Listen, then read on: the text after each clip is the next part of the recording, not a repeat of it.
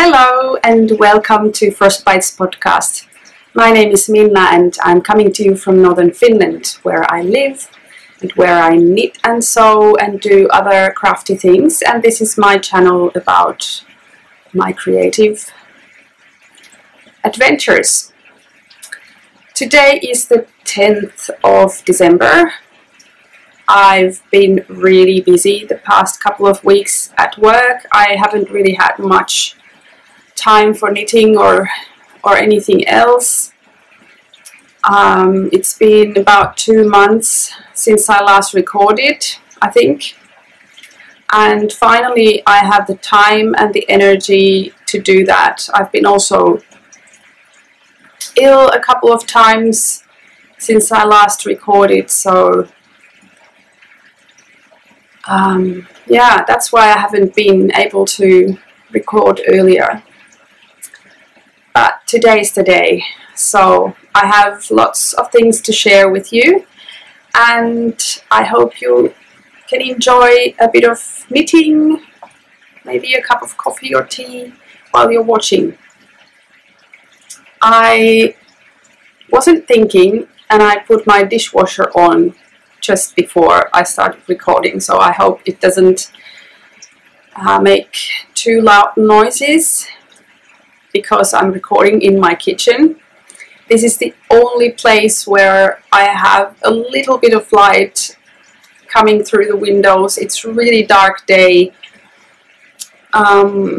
We got some snow last week, but today the weather is quite mild and the trees are no longer white because the snow has come down and melted a little bit, and it's really cloudy, so I hope that you can still see what I show you, because I'd rather use the little natural light that's left rather than turning on the lamps. So I think that's all that I have to say before we start, so let's get into it. First, I have some finished objects. The first I'm going to share is a pair of socks that I finished a while ago. These are just simple vanilla socks I knit out of petrichor yarns. Merino sock, which is a 75% superwash merino and 25 nylon. Petrichor Yarns is a Finnish yarn dyer from southern Finland, and the colorway is called Fandango. And for the contrast for the cuffs, heels and toes, I used La Vietnamese, whatever the sock yarn is called, I think it's BFL, and the colorway is Amy's Lipstick.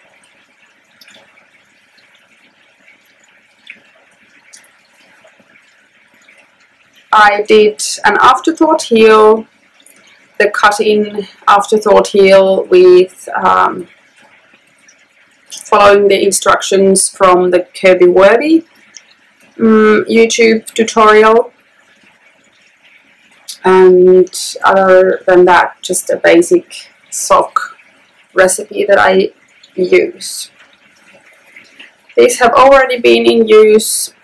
They fit nicely, and I really like the subtle stripes with the pop of color in the cuffs, heels and toes. nothing much to say about these. My second finished knitted item is my shawl, Villapesuraidat, which is a design by Katri and Pirjo, who have a podcast in Finnish called Villapesuohjelma. And this was a knit-along that they organized. And unfortunately, I forgot to post my photos in time for the Ravelry group, so I wasn't able to be included in the prize winning, but it doesn't matter. This is the shawl.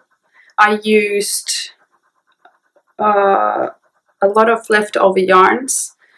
All the pink colors are from my leftovers from my Dolomiti wrap, and they are merino single yarns from Woolly Tizzy, my friend in Italy, and the white one is Hedgehog Fibers Skinny Singles in the colorway Teacup. I had to modify how I changed the colors, but the pattern itself is how it is written, and I also made it a little bit smaller because I ran out of yarn. So it's a crescent shaped shawl with some short rows and stripes, and it's a nice little shawl or shawlette that you can easily wear also underneath your winter coat. It's a small enough to go under your coat. And it's super soft. I really like it. And I was so happy to use up my leftover yarns. I had these tiny little amounts of yarn. I don't think that I could have even gotten a row out of them anymore.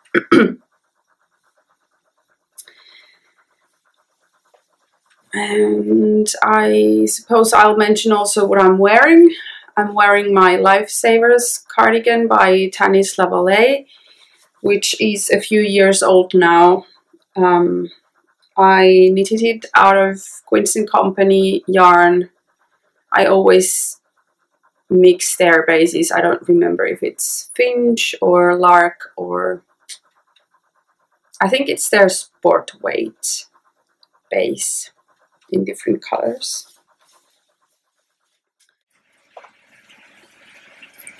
This is a shirt that I sewed from hand-woven silk fabric that I got when I visited Italy last summer. I went there to meet my friend Tiziana, and we went to this little weaving studio called Arteler, and I already talked about my trip in my previous episode. I got the fabric as a gift from the owner of the shop, which was really nice, and the piece of fabric was not very large. I managed to cut the front and back pieces of the shirt, and you might be able to see the hem of the front of the shirt has a little bit of different striping. I think it's the end of the fabric or the loom, or however you say it. And I wanted to have it as a feature in my shirt, And then I also wanted to have a belt, and even though the belt is such a small, a narrow strip of fabric, I was really tight on fabric. It was really hard to actually get this piece because it has to be quite long. So it's made out of 4 pieces, and I tried to place the seams in places where you wouldn't really see where they are. And the other side is lined because I didn't have that much fabric, and it also makes the belt a little less bulky. And it's just a tie around type of belt. I think in my last episode I was almost done with the shirt. I had some problems with the neckline, and when you're wearing it, it doesn't really show. But because I put a bias tape instead of facing, it got a little bit bulky, and in some parts, because the fabric is so loosely woven, it's pulling a little bit in the front. And because it's striped, you can see the pulling a little bit, but it doesn't matter. It doesn't show that much when you're wearing it. I'm quite happy with how it turned out. It's a nice dressier shirt that I can wear in the summer when it's hot. It should be really nice because it's silk. And also in winter I could wear it on top of a black turtleneck shirt or something. So that's it. And my final finished object is my range backpack, which I'm super proud of. I filmed a little clip a few weeks ago already, before we got snow, when I went out in the forest for a walk, and I will put that insert here.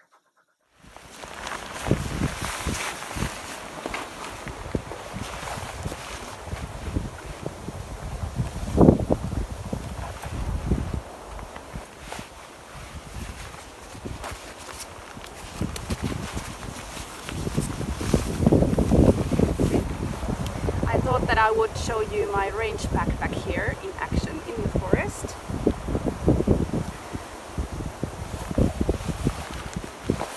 So this is the range backpack by Noodlehead, and I made it out of an old tent. I cut the pieces and then, well, I roughly cut the pieces and then I waxed the fabric with beeswax. And I tried to use as many recycled materials as I could to make this one, and old materials. And actually the only thing that I bought new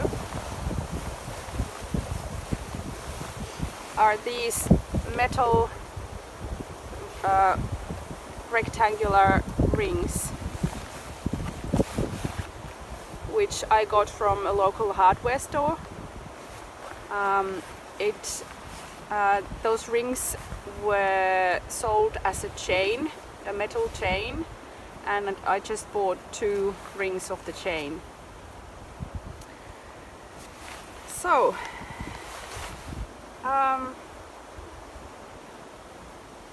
here it is. I'm very happy with the result. It's very roomy. I can fit a large project bag here. I can fit my laptop inside. You could probably, right now I have my down jacket my thermos flask, a small project bag, and some other things inside. So there is a front pocket with a zipper where I can easily fit my mobile phone and my wallet and my keys. And there's also a placket here which gives it more room.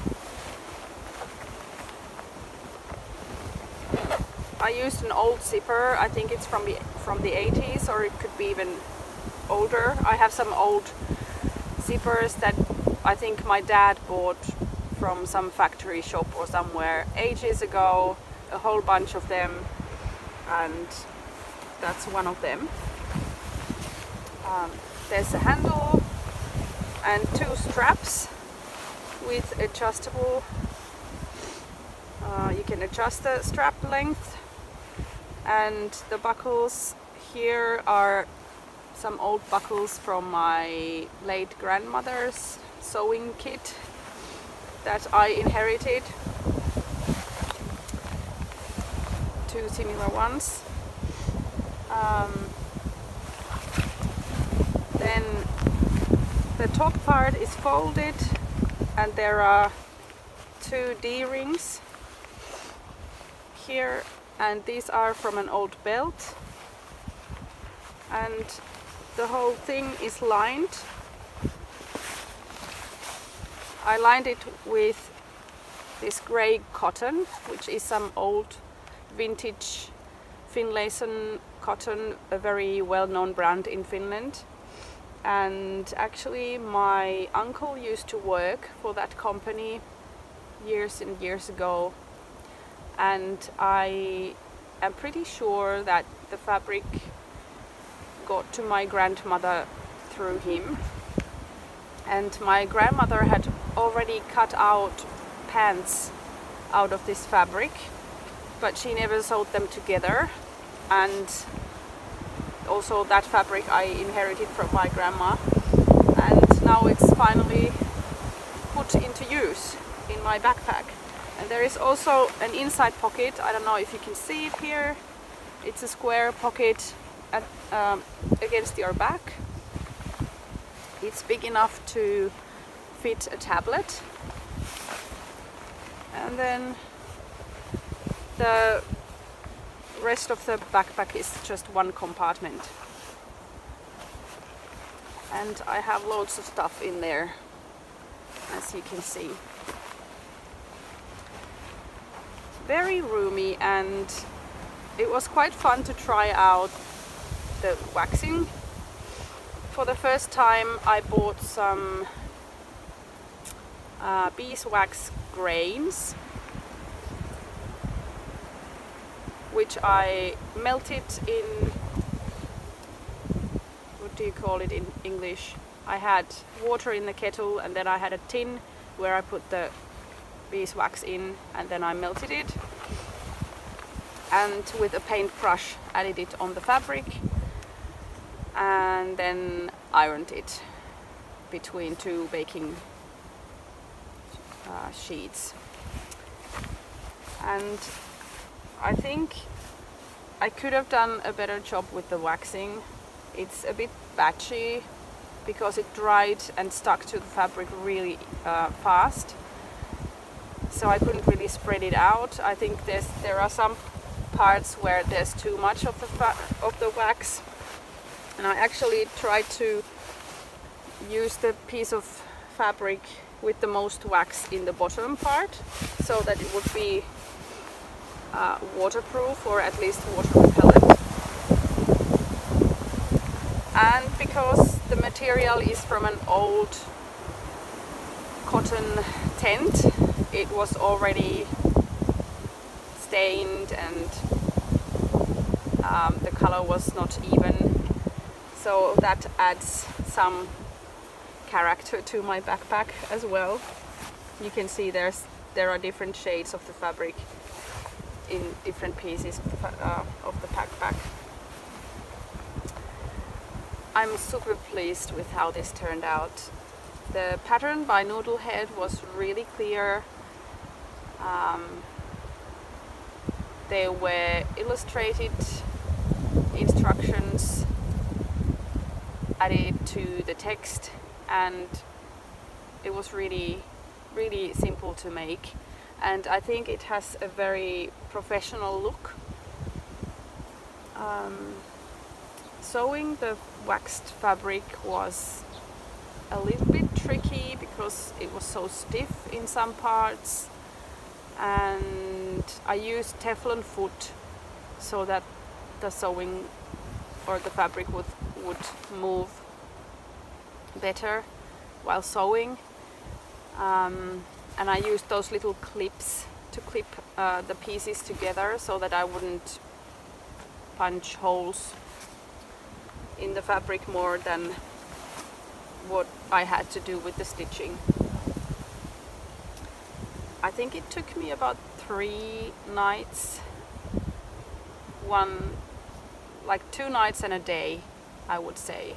I wasn't working on it many hours on those nights, so it was a fairly quick project. I think it took me the most time to cut out the pieces because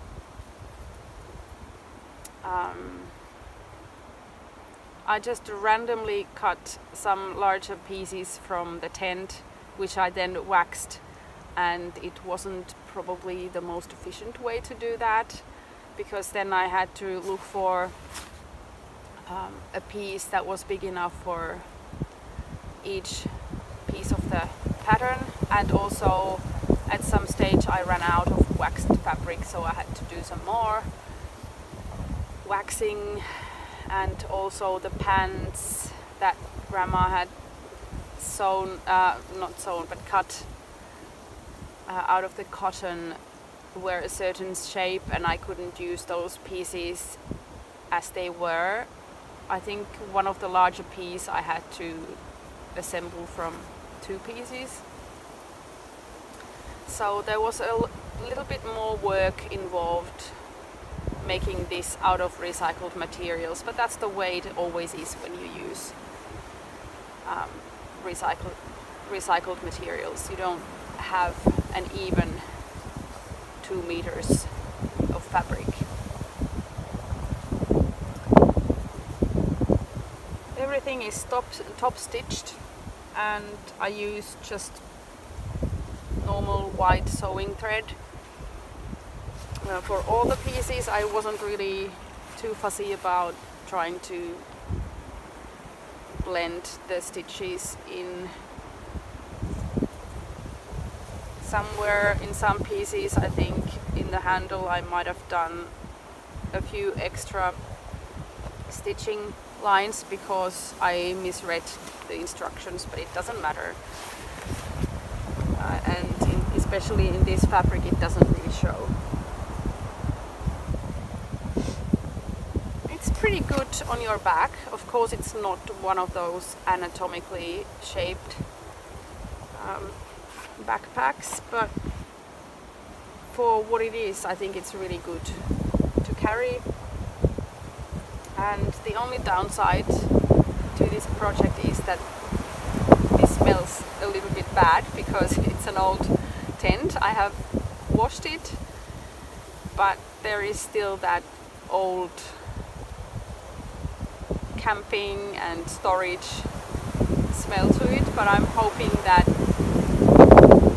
it will wear out eventually, and if it doesn't, then it's part of the character.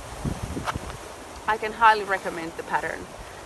You can find it if you Google Noodlehead and Range backpack.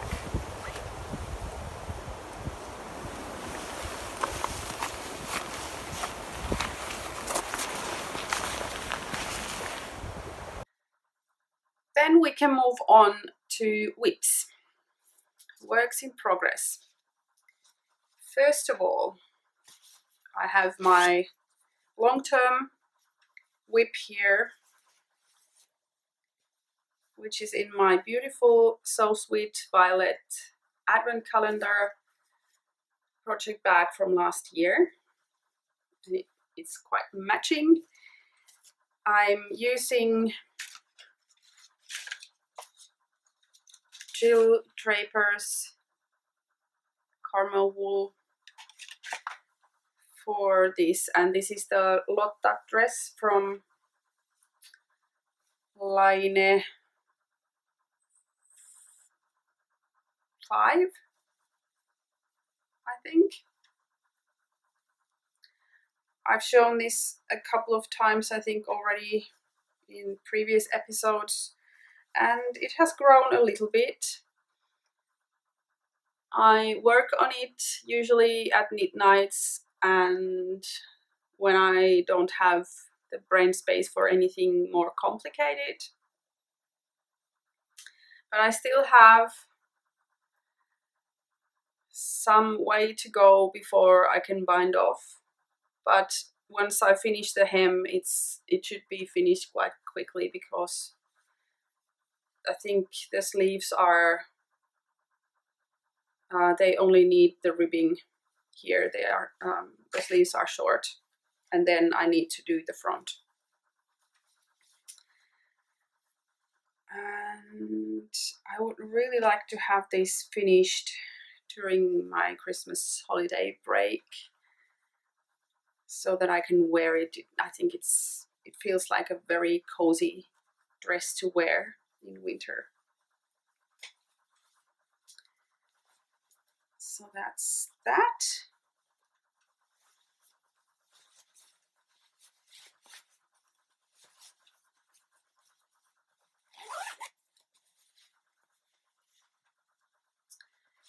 Then I have been working on a couple of pairs of socks. So I have finished the other half of both of these pretty mindless socks that I've been working on. I've been really craving for very easy knitting whenever I had the little time that I had for knitting lately. So first of all, I'm knitting Christmas socks for myself, and like I said, the first one is finished. I'm using Regia, Arne and Carlos design line. I have no idea. Now the dishwasher is really loud. I hope it doesn't bother you. So I don't know what the colorway is called, but it's the Christmassy green, red, gray base, and it's their perfect line. So there is a yellow bit in between in the yarn. So once you have completed your first sock, you unwind the yarn until you reach the yellow bit in the yarn, and then you start the second one and you get a matching pair.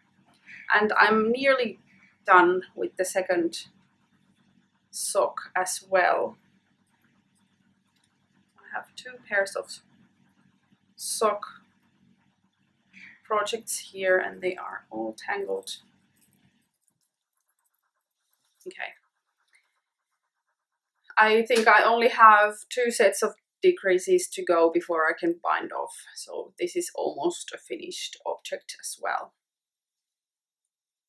I'm quite happy that I've managed to complete these socks before Christmas, because for a while I thought that I don't have knitting time at all and I can't finish these, but every now and then I've had some time to put in a few rows and they have been growing, and they are fast to knit because it's just stockinette. And this time I made a heel flap and gusset. It's a slipped stitch heel, and I like to do a garter stitch edge on both sides of the heel flap. It's really easy to pick up the stitches, and I think it looks quite nice. If you can see that in the dark yarn.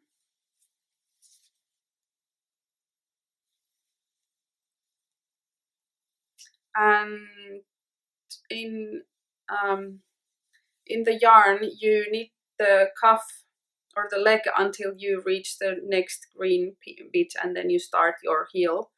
So I didn't have to change the yarn. It's just the way the yarn is designed that you get a contrasting color heel.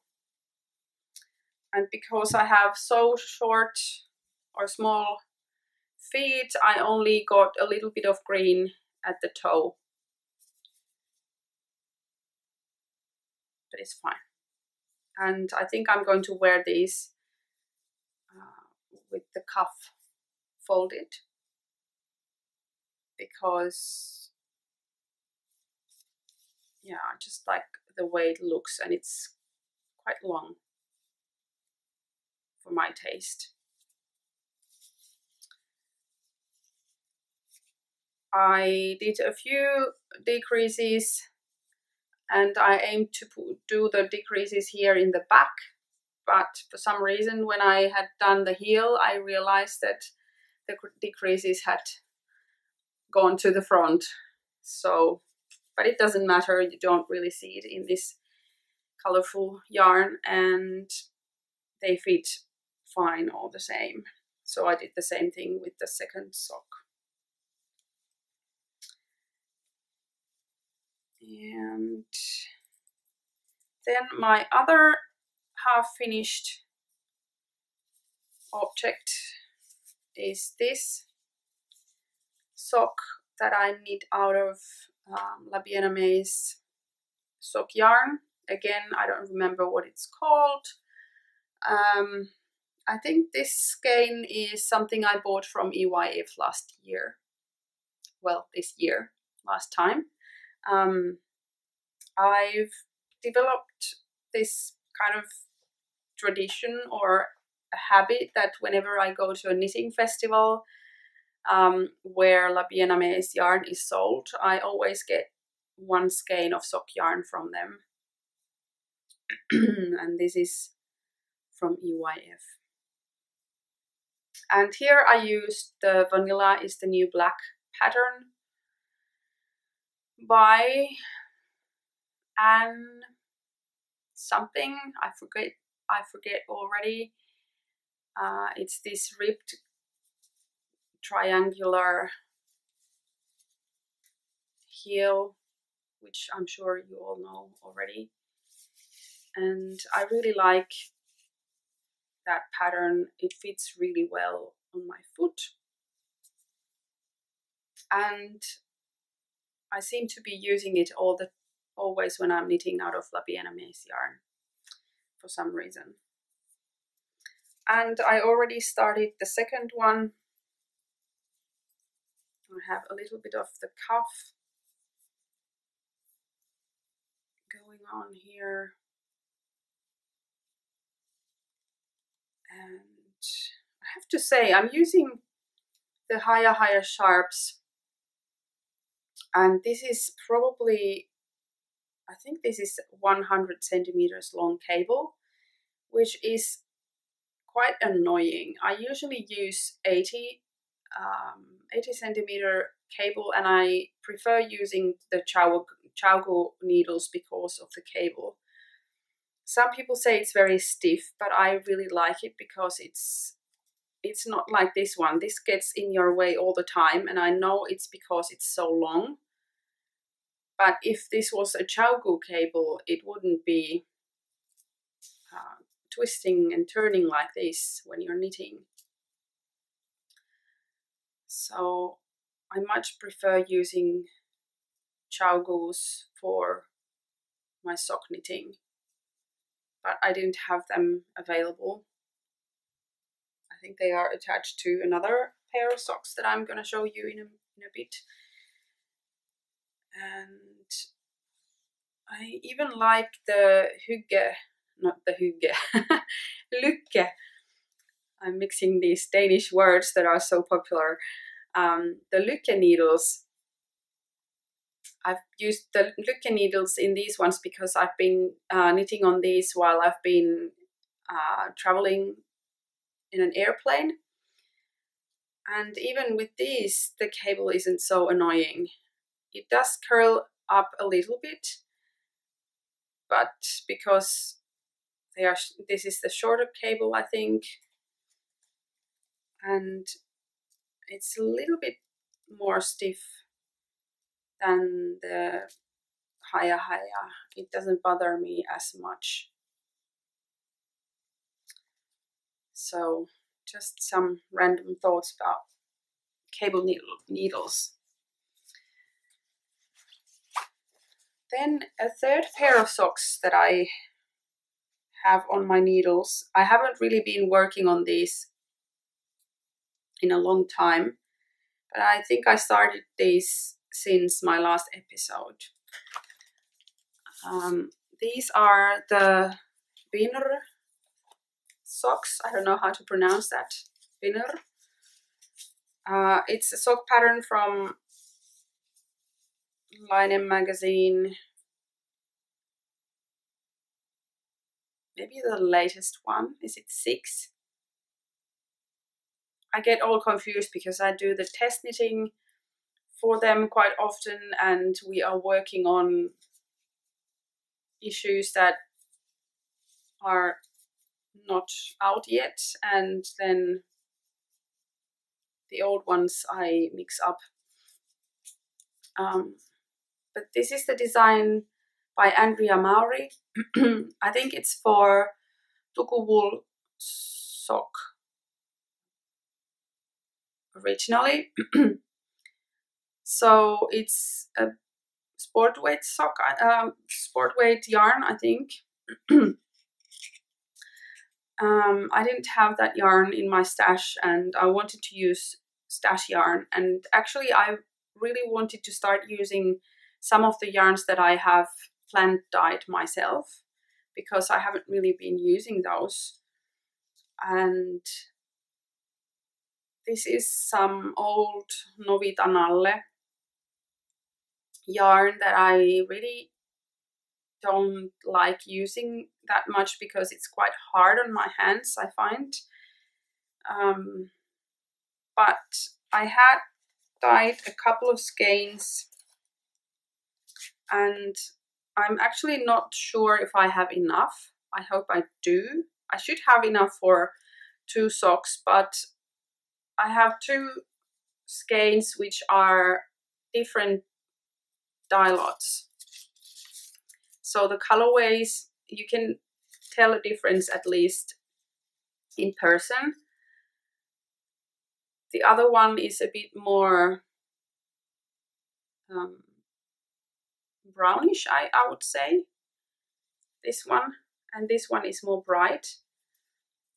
I've dyed these with birch leaves. I think both of them. I hope at least I've used the same plant. And what I think I'm going to do is, when I'm past the heel, I will probably stripe for a while and then change into this other skein for both socks, so that at least the pair looks like a pair. And I think the pattern is really beautiful. I'll turn it around so you can see. So it's a play on different kinds of cables. I'm not using a cable needle to do this. It's really quite easy. I only learned to cable without a cable needle a while ago, and I really like that, that I don't have to have an extra needle in my hands when I'm knitting. And because it's something that requires following a chart, I haven't been knitting on this lately. But I think once the Christmas holiday starts, I will get back to it. And I have just started the gusset decreases. You might be able to see it here.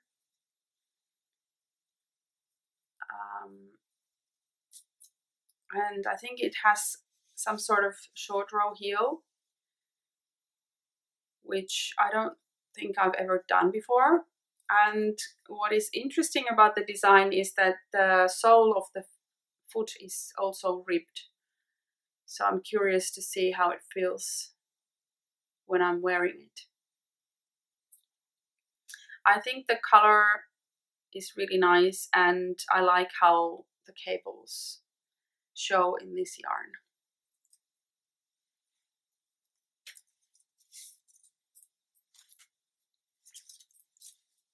So those are my more active sock whips. I do have some others in my pile of project bags, but I'll show them when I'm working on them more actively.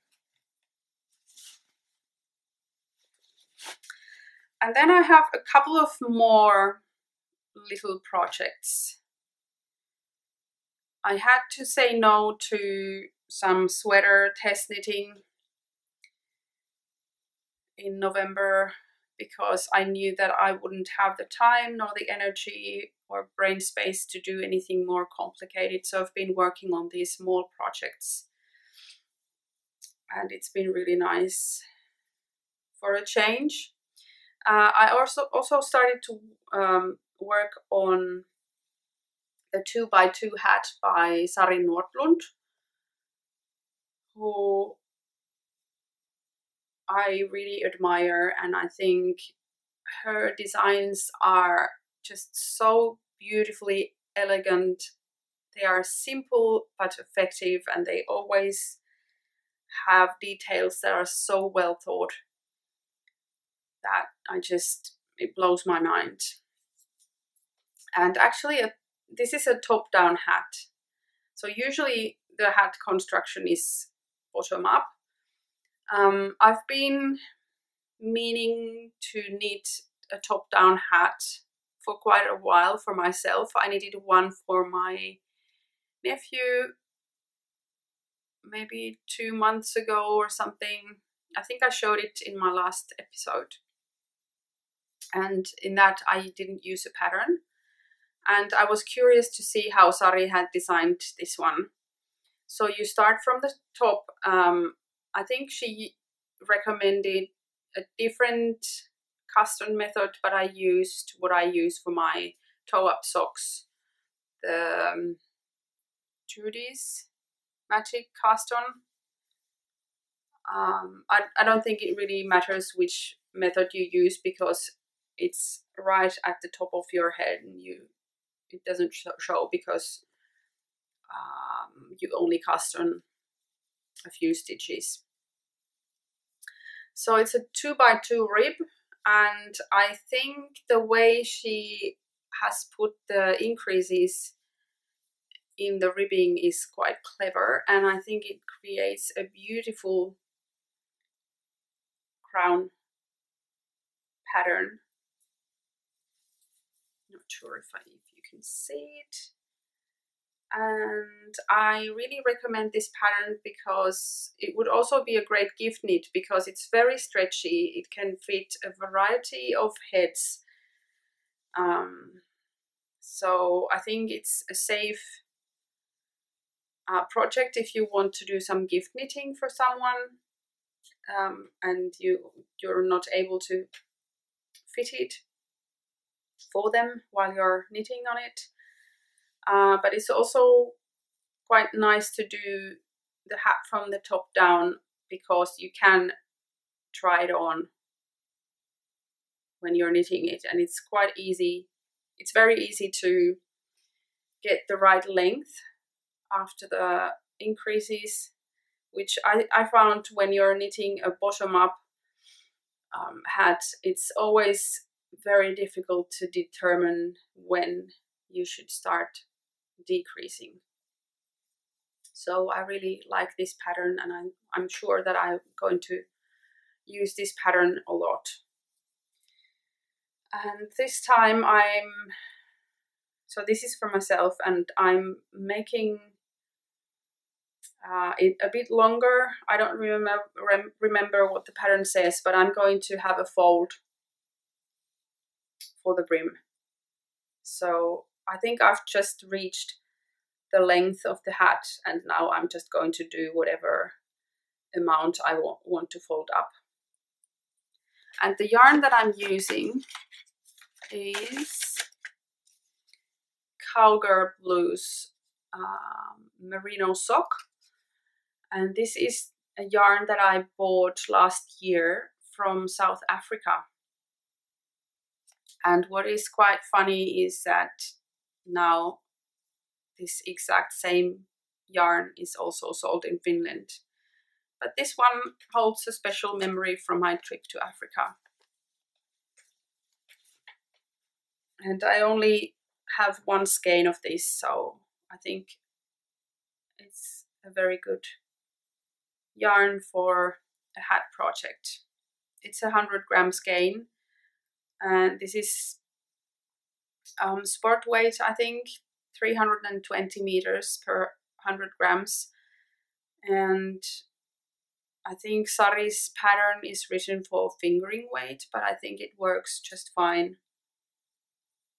with this light sport, or I don't even know if it's light. Anyway, sport weight yarn.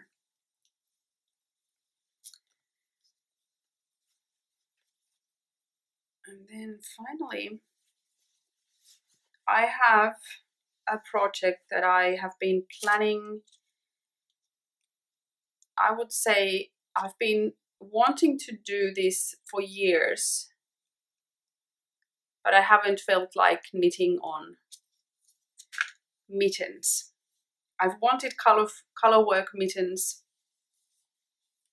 but for some reason I just didn't feel like knitting on any mittens. I don't know why, because I do knit socks. It doesn't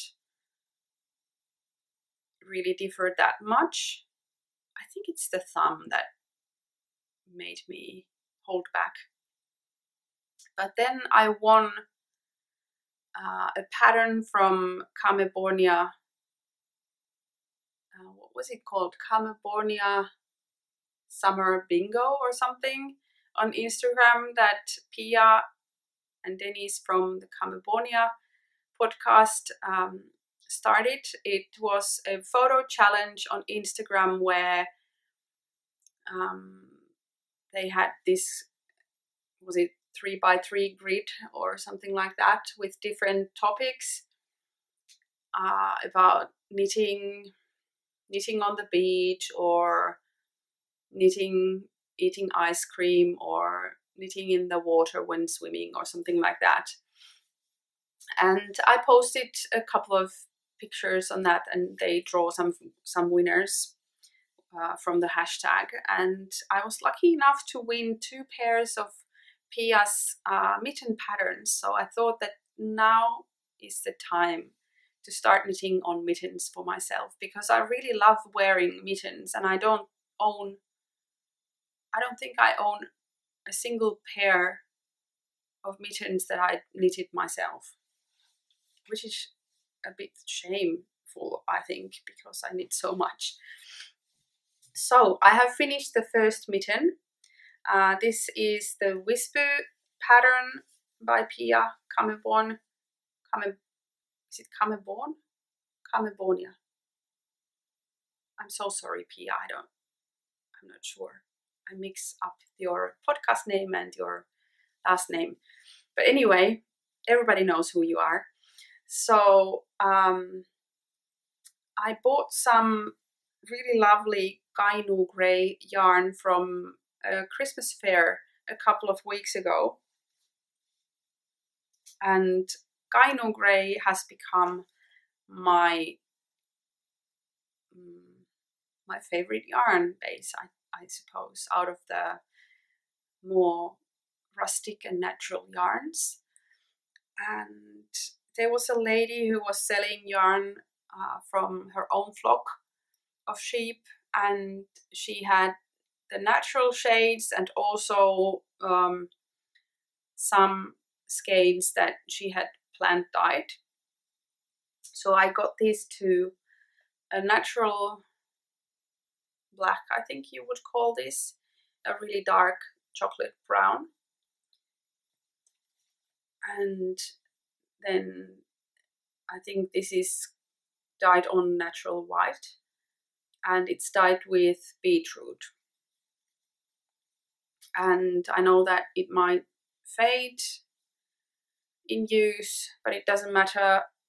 There is still contrast even if it fades a little bit, and it's quite strong. I don't know how it shows up in the camera, but it's quite strong pink, and it's so soft and squishy, and it feels so warm, and it's I don't know, Kainuu Grey has, it's, the handle of the yarn is different than Fin Sheep, for example. It's soft and somehow I would say even silky in a rustic way. I don't know what it is that makes it feel that way. And it's very cozy, and I've got a couple of sweaters that I've knit out of Kainuu Grey, and they are like a warm hug.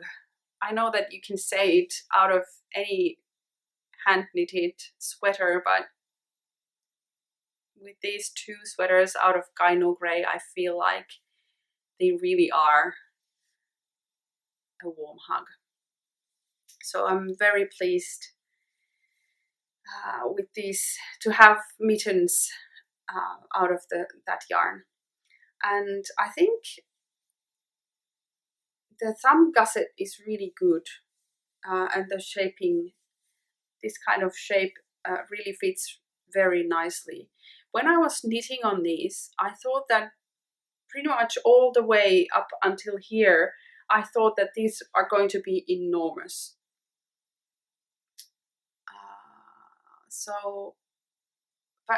But now that they are finished, they are just perfect. I don't have large hands, and I think I knitted the lady size on the pattern, and I haven't checked my gauge, but I think it's not too far off. And for some reason, maybe it is with mittens, I don't know, because I haven't knitted mittens since high school or primary school. Maybe it is with mittens that they look huge when you're working on them, and once you do the final decreases, they just somehow fit. I don't know. And this pattern is all over color work. It's a different patterning in the front and in the back. And also the thumb is different. It's got these vertical stripes. And there are two Latvian braids here in the cuff. And the cuff is corrugated rib. I think that's what it's called. And the pattern is really easy to memorize. It doesn't have long floats, which I love.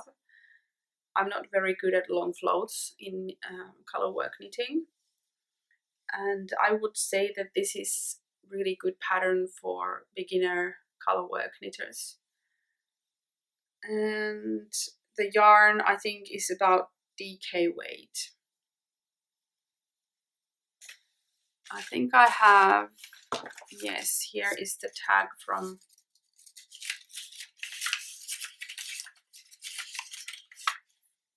the yarn. It's called Laukka Käsityö. I think she said that she lives in Pulkkila, which is not too far from where I live, so it's quite local. And here it says that it's 100% Fin Sheep wool, but she said that it's, now I forget. I think she said that it's a mix of fin sheep and Kainu grey.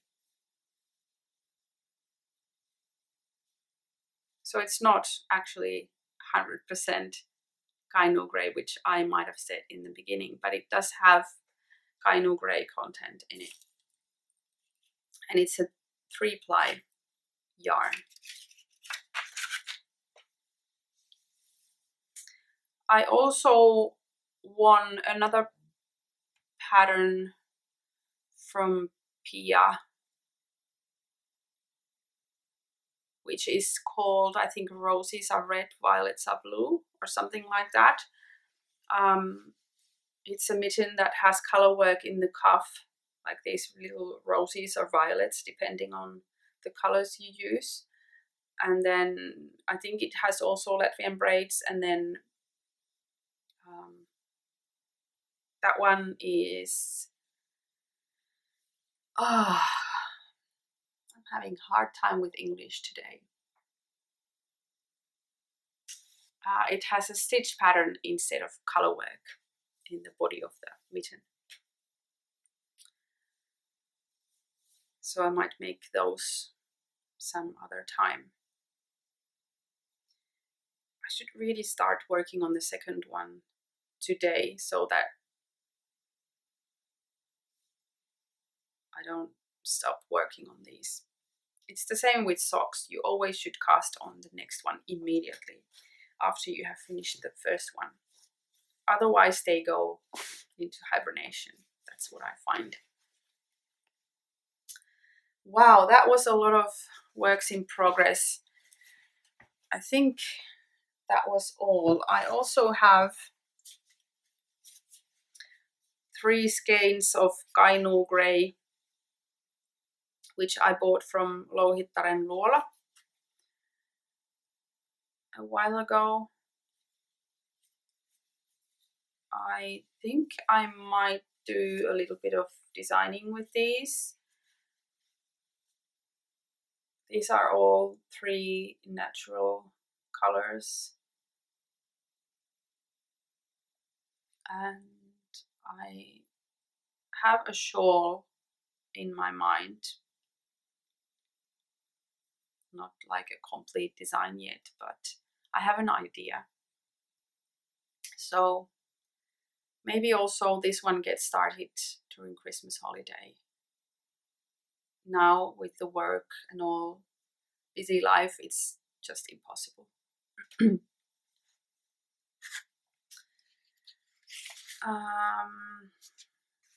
I have a couple of sewing whips. The other one I cannot show you, but I'll tell you about it after this one. So I've been working on my Harris tweed skirt. I bought this tweed fabric. Oops, I'm losing some needles here. I'm working on this Harris tweed fabric that I bought from Edinburgh last year when I went to the festival, for the yarn festival that is. And it's this turquoise white herringbone patterned wool fabric, hand woven. And you even get this really nice tag when you buy the fabric that you can sew on your garment. And it says it's the certification trademark, the Harris Tweed Authority, and it's hand woven in the Outer Hebrides.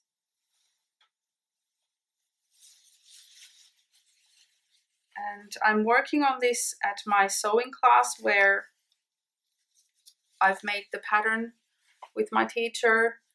And when I tried this on, we noticed that it's a little bit too loose for me, even though I thought that I was making it way too tight, which is lucky, of course. So I'm going to have to do darts at the front as well. I only have them in the back so far. I am lining it because it's quite woolly, and also because I always like to have a lining in my skirts. And I have an invisible zipper in the side, which I really can't close completely right now because I have, this thing is full of pins because I have to attach the lining and do the darts on the inside. I just turned this the right way before I started filming. I don't have my sewing class anymore this year, so I will probably finish this next year or during Christmas holidays. I seem to have a lot of plans for my holidays. I think that I'm not going to do even half of them, but it doesn't hurt to have some plans. But I don't have my sewing machines here at home right now because they are at our church, because I've been working on this huge sewing project. Quite unusual. I'm making a cover for the grand piano in our church. The old one looks horrible, and I said that I could do a new one. And I've been working on it every now and then when I've had a few hours to do so, and when the church has been free, because I am sewing it there. I don't have the space at home to work on such a massive project, and because I have to try it on on the piano all the time, so I have to be where the grand piano is.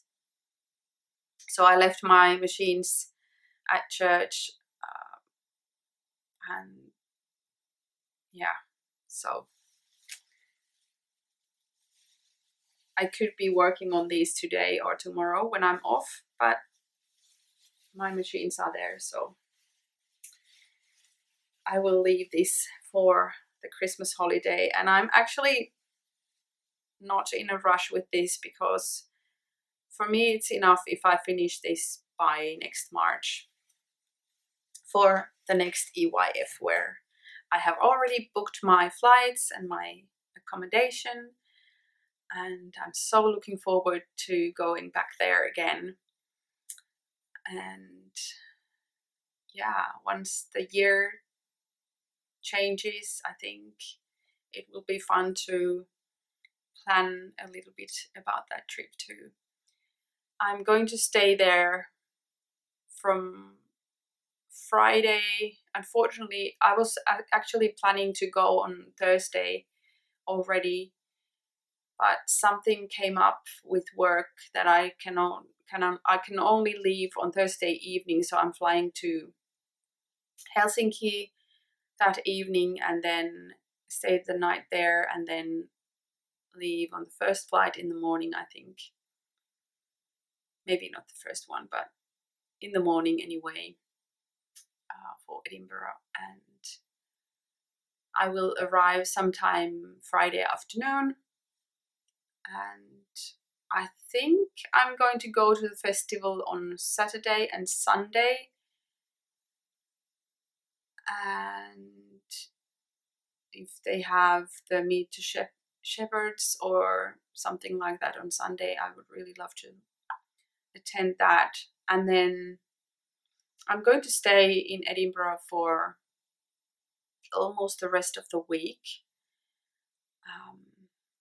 because I want to see the city a little bit more. I have been to Edinburgh a few times before, also before I started going to the festival, but it's been many years and I really haven't really explored the city that much. And I might also do a day trip to the Highlands or somewhere. We'll see. If you have any suggestions, I would love to hear them. And also, if you're coming too, let me know. Yes. So, back to making. I have actually surprised myself that I have had time and energy to make something else than knitting during the last week, actually, I think. So I've been making some ecological candles. I have a few that I can show you. I made some candles out of beeswax, my advent candles, and I made a whole batch of these. I bought some beeswax sheets, I think they are called, from a local beekeeper that I know. Unfortunately, he was almost sold out by the time that I got to the Christmas fair. So I only managed to get, I think, 6 sheets, and each sheet makes you 2 candles. So I was able to get a decent amount anyway. I love the smell of these. They smell like honey, and they are the easiest thing to make. And they are 100% ecological.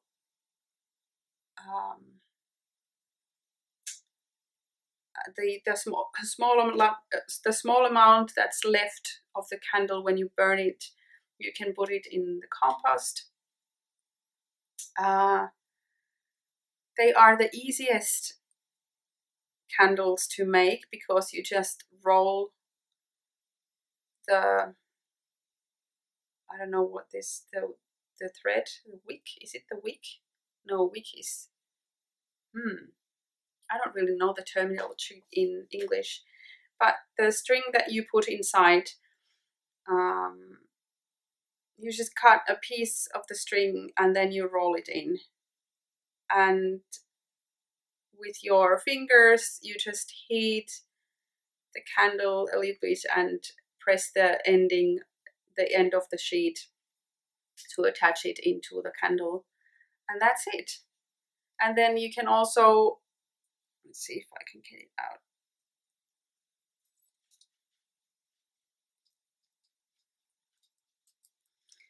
These are a bit thicker than your standard candle holders, at least in Finland, but you can just easily mold these with the heat of your hands until it gets the right circumference to fit your candle holder. Perfect. Why don't more people use these? I don't understand. And I don't understand why it took me so long to find this new world of ecological candles. You can easily make these with children. I'm pretty sure. I haven't tried, but they are so easy. You don't need to use any hot liquids or anything. They are safe to make. Plus you get a hand treatment because of the wax in the candles.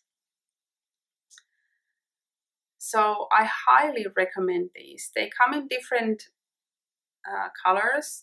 They are artificially dyed. You can get them in all different colors, but I really prefer the natural ones for environmental reasons, and also I've grown to love the rustic look of them. And I also tried another ecological wax, plant-based wax to make candles. I made some soy candles in jars. I have different sizes. There's also one in that green lantern. Also very easy to make, but you do need to have a stove to make these. And you can reuse whatever candle cups you might have. And I'm thinking of maybe going through Mum's old coffee cups, if she has any like single cups or something that she doesn't use, or Grandma's old cups. And I think I'm going to make coffee cup candles as well. So you need to melt the soy wax grains. I did it in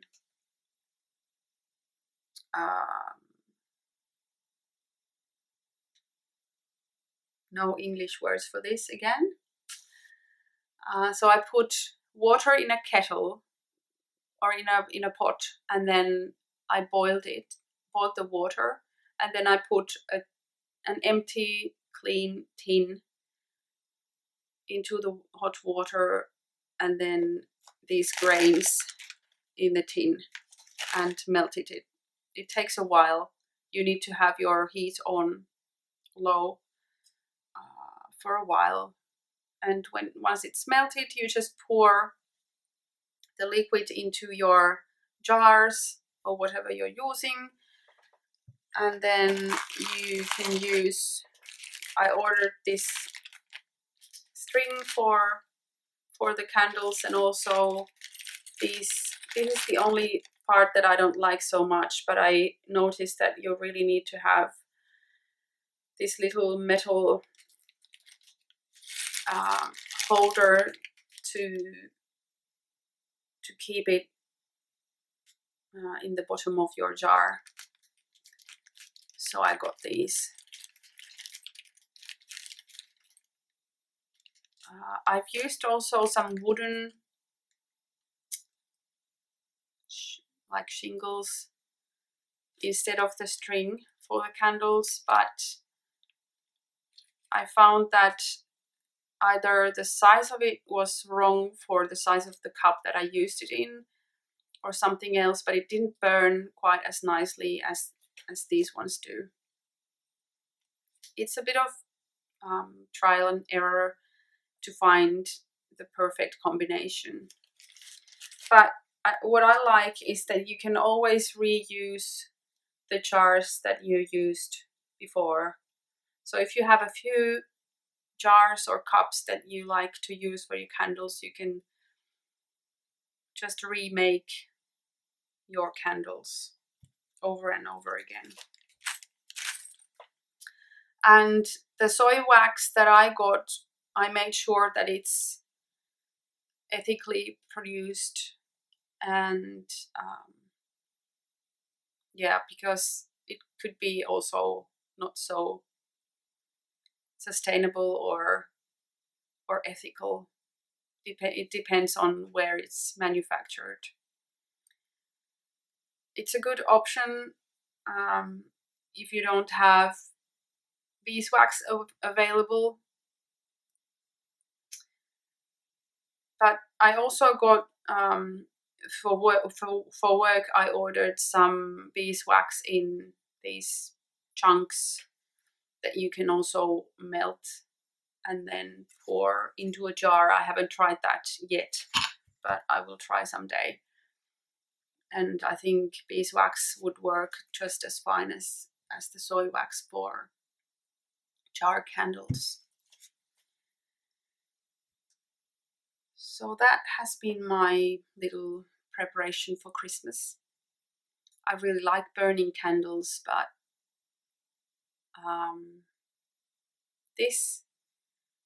I think last summer I really started to think about the environmental aspect of burning candles, and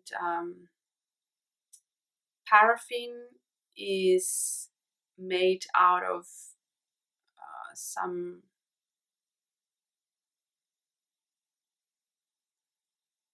it's made out of something that you get from when oil is produced, so I don't really like that. And then there is this other wax that is animal based. I found in our local supermarket, I found like this thick table candle that had the certification from the Finnish environment authorities, the Swan stamp we call it. That was the only candle I found in our local supermarket that had that environment stamp. But it wasn't, it was an animal based wax, I think, that they made it out of.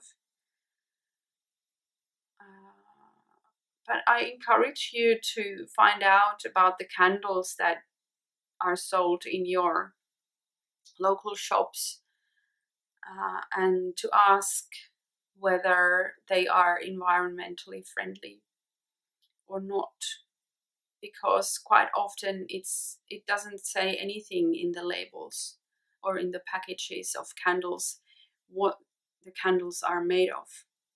And one thing I want to say about the beeswax candles, they are the most beautifully burning candles that I've ever used. The flame is so calm.